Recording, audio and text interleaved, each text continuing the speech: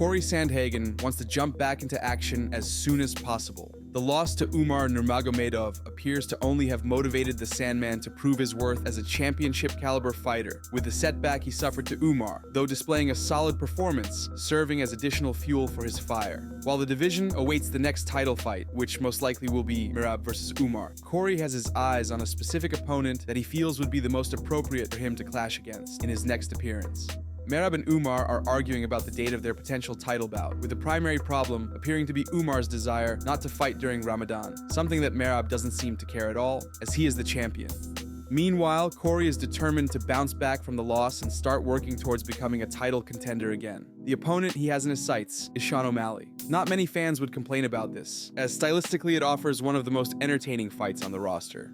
I think a big piece that I've really been able to appreciate lately in the sport is that I really want to give the fans like what they're paying to see, and if it means waiting a little bit to fight in a fight where fans are most excited for, like I would definitely big time entertain that. I would rather not have it be all the way in June, but I mean, there's no better fight that you can make, man. Like me and O'Malley is just, it's a banger of a fight. Everyone knows it. You read all the comments, that's the only fight that people are asking for me next and for Sean O'Malley next. So Big John McCarthy and Josh Thompson react to Conor McGregor's recent behavior that has had fans concerned and entertained, with the sentiment of him never coming back to the sport becoming more popular. Sights of McGregor appearing to be under the influence of alcohol and/or other substances, acting erratically, insulting, and calling out fighters that are in different divisions, and making promises of comeback while attending BKFC events or hanging out at his pub aren't something that people who follow the sport closely get surprised about, as the community is used to seeing him in this state, which has been a norm for Conor for a while now. He now promises a fight against Dan Hooker in February. But shortly before stating that, he claimed that he's still interested to clash with Chandler in his comeback fight. Whether he will return to the cage in 2025 is anyone's guess, but McGregor makes sure to insert himself into discussions quite often. John McCarthy and Josh Thompson don't think it's a good idea to put a microphone in his hand at this point. Did you see that? Did you see that live stuff he was doing for betting? It was like a live online like betting thing he was doing. No. And all the shit that came out of his mouth, man. He was talking about screaming at Floyd Mayweather, talking about all this other stuff. It's very obvious that do not leave this guy alone with a microphone. Like, do not give him a microphone. If you didn't learn anything from the Floyd Mayweather tour, media tour for that fight, like the things that come out of his mouth, don't give him the microphone, especially at the end of the night, after a good fight.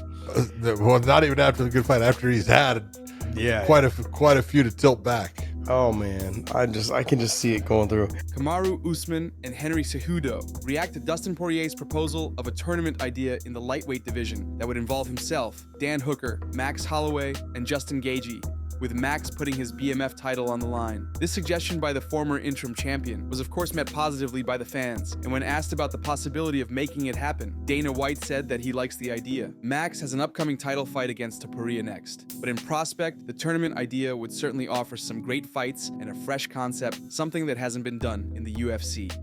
Henry and Kamaru react to this. Do you like what Dustin Poirier proposed to the UFC? I think that's a great idea, bro. Absolutely.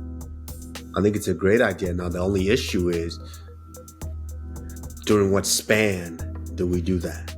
Do we do that in one night? You talking about for the BMF? I think that would even be better, but that's unrealistic, dude. If it was Pride back in the day, talking about fighting twice, dude, I would love that, because then you would really find out who the real BMF is, like truly, you know. It's not unrealistic.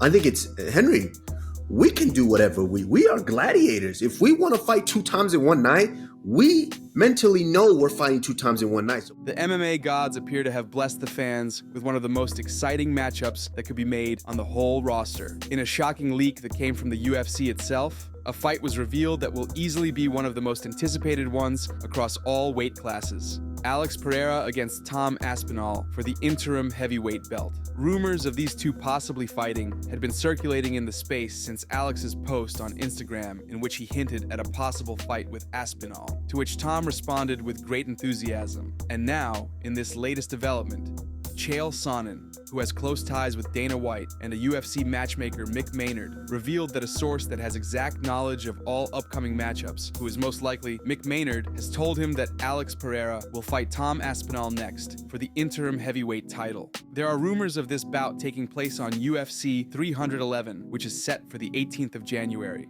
You gotta protect your source type thing, but I've been a guy that you might know, and some of you have already pieced together, but I only offer this to you.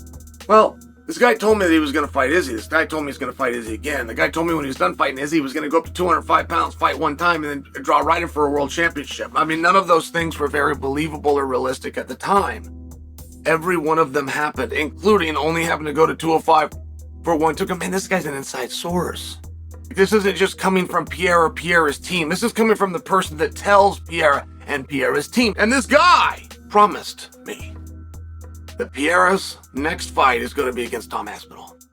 Dana White is already regretting getting into boxing, something that he's expressed worry towards long before he officially announced getting involved with the sport in a partnership with Sheikh Turkey. The reason Dana toyed with the idea of expanding his operations and becoming a boxing promoter, but never committed to it and was indecisive before, is, by his own admission, the chaotic nature of the structure of boxing, something he understood would be difficult to navigate within. He would have to operate it in a sport that has certain safeguards in place for fighters, a space where he couldn't get nearly as much control as he has over UFC and its roster. Not long after his announcement, Dana is already expressing his frustration with the structure and overall dynamics of boxing, and he even revealed that he sometimes asks himself, why did he think that this was a good idea in the first place? The new venture might not be as exciting as Dana had hoped for, even considering the expectations he had to face some difficulties. The model doesn't work. A Saudi unlimited amount of money pops up, and that's what makes these fights happen. And even guys with that kind of money get fucking tired of the bullshit. Even though, and I got this whole thing every fucking day. I'm not kidding you, every day. Literally just said it to fucking him last night when he got home. Said it to fucking 3 other guys before that. At the fight in Ireland, I said I'm in. And then I start reading stuff and looking at stuff in the boxing world. And I literally say to myself every day, am I fucking crazy? Yeah. Why do I want to even think about doing this? I must be fucking nuts.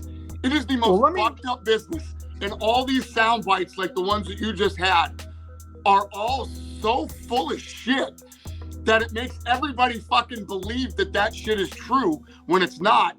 And it makes everything worse.